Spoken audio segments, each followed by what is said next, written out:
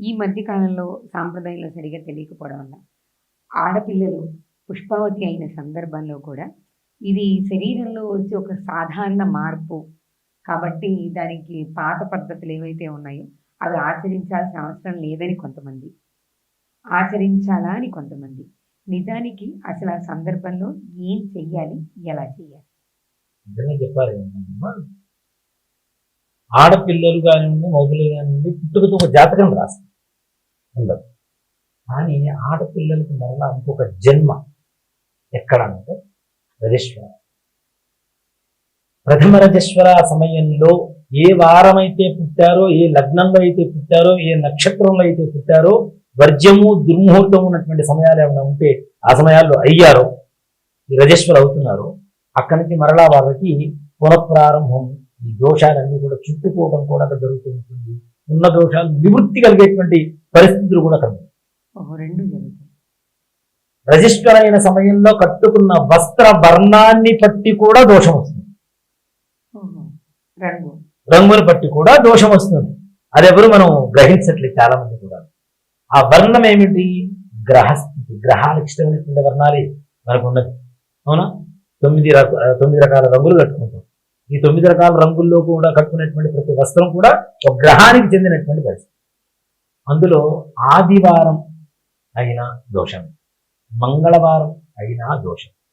మిగిలిన వారాలు సోమవారం, శుక్రవారం, బుధవారం, గురువారం వీటిలో ఏ రకమైన దోషం.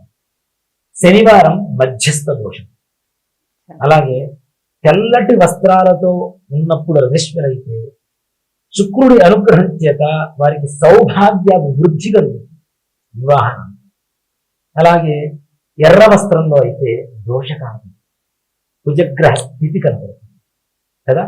అంటే కట్టుకున్న వస్త్రాన్ని బట్టి, వర్ణాన్ని బట్టే మనకు ఉండేటువంటి దోషాలు వస్తుంది. ముఖ్యంగా గమనించాల్సింది ఏంటంటే వివాహ సమయంలో మంగళగౌరి పూజ ఎందుకు చేస్తాం? మంగళగౌరి పూజ ఈవిడ సౌభాగ్యవతిగా ఉండాలి. మంగళం అంటే కుజుడు, కుజదోష నివృత్తి కోసం చేయించేటువంటిదే మహామంగళగౌరి పూజ. కుజగ్రహ అంటే ఇప్పుడు కుజదోషం ఉన్న వాళ్ళని చాలా మంది కూడా చూస్తుంటారు, పెళ్లి చేసుకోవద్దు అది అలా అనుకోవడం తప్పు. కుజదోషం అంత మాత్రం పెళ్లి కాకుండా అంతే ఉండిపోవాలంటే కొన్ని కోట్ల మంది భారతదేశంలోనే అట్లా ఉండిపోవాలి. దానికి గల నివృత్తులు ఉంటే చేసుకుంటూ వెళ్ళిపోవచ్చు, పరిహారాలు. దానికి ప్రాబ్లం లేదు. ఏదైతే రజస్వర సమయంలో కానీ వీడు జన్మత కుజదోషాలు కానీ పోవాలి అంటే మంగళం పోయి, అంటే ఈ కుజదోషం పోయి గౌరీదేవి అనుగ్రహం చేత దీర్ఘ సౌమంగళ్యాభివృద్ధి కలగడం కోసమే మంగళ గౌరీ పూజ చేస్తాం. అవునా? గౌరీ పంచాక్షరి మంత్రం అసలు ఇప్పుడు చేస్తున్న గౌరీ పూజ ఏం గౌరీ పూజ? అది కూడా ఫోటో సెక్షన్ కోసం అంతే కదా. అటు చూడు ఇటు చూడు అంటే ఎక్కడ ఉంటుంది?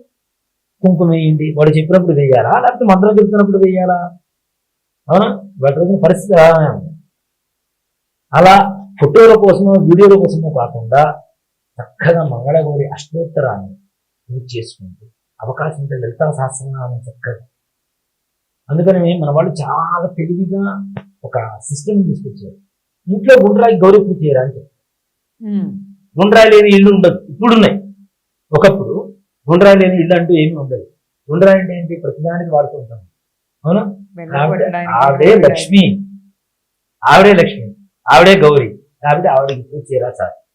ఇప్పుడు గౌరీదేవి గుండ్రాయికి పూజ చేయమని చెప్పడానికి ఇంకో పరమార్థం ఉంది. మనం ఎన్ని కుట్టినా గుండ్రాయిలాగా అది పగలు.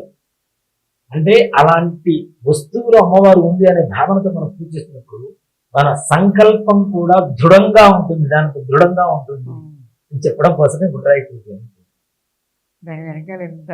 అంత పరమార్థం. ఇప్పుడు ఈ గౌరీ పూజ చేయడం వల్ల కూడా పెద్ద దోషాలు పోతుంది. ఈ రజస్వర సమయంలో చాలా మంది కూడా నిజంగా నేను చెప్పినట్టుగా ఇప్పుడున్న పరిస్థితుల్లో ఏం లేదు, శారీరకమైనటువంటి మార్పులు తప్పితే ఏం లేదు అనుకుంటున్నారు. నిజంగా శారీరకమైనటువంటి మార్పు వచ్చిన సమయంలో మానసికమైనటువంటి అస్థిమితత ఎక్కువగా స్త్రీలలో కలిగేటువంటి. ఇప్పుడున్నటువంటి పరిస్థితుల్లో మన పెద్దవాళ్ళు చేసినటువంటి పాప పుణ్యాల ఫలితం ఏదైతే ఉందో మనం అనుభవిస్తూ ఉన్నాం. వాటి వల్ల ముఖ్యంగా ఇప్పుడు చూడండి, దాని ఏదో అంటారమ్మా ఇంగ్లీష్లో పీసీఓడి ప్రాబ్లమ్స్ ఎక్కువగా ఫేస్ చేస్తుంది. స్టమక్ పెయిన్స్ అంతకుముందు వచ్చేది నార్మల్గా ఆ సమయానికి ఉంది.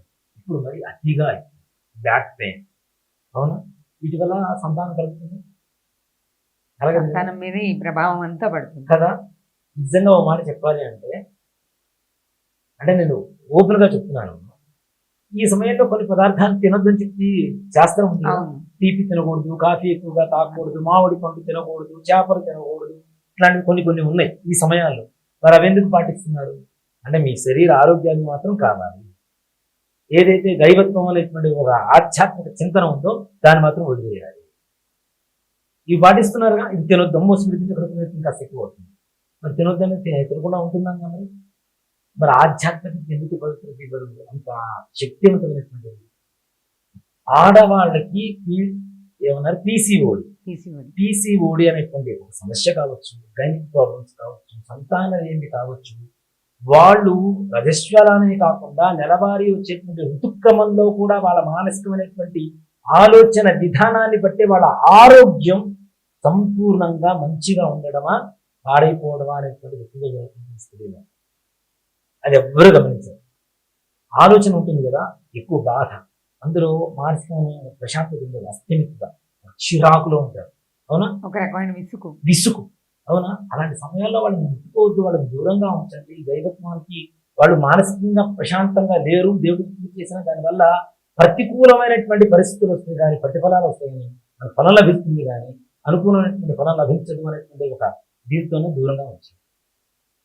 పాత వాళ్ళు పెట్టారు అంటే ఊరికినే పెట్టారు. ఒక సిస్టమ్ అనేది ఎంత పద్ధతిగా వస్తుంది అంటే నేను చాలా మందికి చూస్తూ ఉంటాను. ఒక దేవతా ప్రతిష్ఠ జరుగుతున్న సమయం ఒక ఆవిడ ఇలానే ఏం లేదు అని చెప్పేసి ప్రతిష్ఠ జరుగుతుంది. విగ్రహం సగానికి ఎరిగిపోయి ఏం చేస్తారు, ఏమంటారు అంటే దేవాలయ ప్రవేశం చేయకూడదని కదా గురుగారు కదా. నియమం దేవాలయ ప్రవేశం, పూజలు, దైవ కార్యాలకి దూరంగా ఉండాలి ఆ 4 రోజులు. ఇంకోటి కూడా చెప్తాను నేను, ముఖ్యంగా ఇప్పుడున్నటువంటి వివాహ వ్యవస్థ ఏదైతే సమూలంగా వినాశనం అవుతుందో దానికి కారణం కూడా ఇదే. ఇలా ఉన్నటువంటి ఋతుక్రమంలో ఉన్నటువంటి సమయంలో వాళ్ళు వచ్చి పచ్చని పందిర్లో వేదవంతరా చదువుతుంటే బ్రాహ్మణ ముట్టుకుని అక్కడ దేవుణ్ణి ముట్టుకొని గౌరీదేవిని ముట్టుకొని అక్కడ ఏం చెబుతున్నాం, లక్ష్మీనారాయణ స్వరూపవరాయ సాక్షాత్ శ్రీ మహాలక్ష్మి స్వరూపిణి ఇమాం కన్యాం అని చెబుతున్నాం. అంటే లక్ష్మీనారాయణ స్వరూపంలో వాళ్ళిద్దరూ ఉన్నప్పుడు ఈ ఋతుక్రమంలో ఉన్నటువంటి వాళ్ళు వచ్చి అక్షతలు వేసినటువంటి దోషం వల్ల వివాహ వ్యవస్థ వాళ్ళ సమూలంగా వినాశం అవుతుందని చెప్పడానికి కూడా ఒక కారణం. ఇలా నా కళ్ళారా కొంచెం చూసాం.